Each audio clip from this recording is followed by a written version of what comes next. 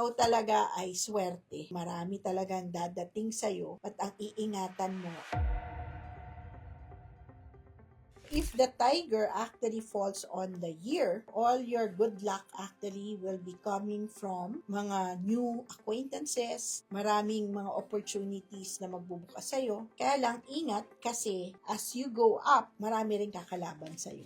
So, if you're in a point in your life na okay ka naman, diba, lie low ka na lang. Kung hindi mo naman kailangan na makapagsabayan. No? Pero kung kailangan mo pa rin, dahil hindi ka pa ganun ka-okay, hindi ka pwede mag-lie low, then protect yourself. No? Because this is the very big problem of those who have the tiger. The tiger in the month connotes a very, very good career, a very, very good business where money just flows. No? It could be a new work that will come your way, it could be a new business, or it could be just money flowing in. Kaya nga, between the horse and the tiger, mas maganda ang luck ng tiger in terms of wealth. Kasi sa horse at sa rat, paghihirapan nila. Sa tiger, just Kusa falls. po.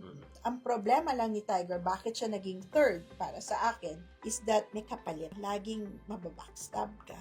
Maiinggitan ka. Baka rin yung mga nasasabi mo, baliktarin ng tao sa'yo. No? Kaya kung ang okay ka na, enjoyin mo na lang yung good luck na yan. Yaan mo na ibang tao magtrabaho. No? Yung day naman, ikaw talaga ay swerte. Marami talagang dadating sa'yo at ang iingatan mo. Do not expect much from people because ang worst luck also of a tiger in the day is relationship. Kung meron kang tiger sa day at may partner ka, baka ang partner mo ay hindi maging masaya para sa swerte mo. Okay? Baka magkaroon kayo ng issue ng ganyan, no, ma-imbalance. So ngayon pa lang, isolve nyo na yan.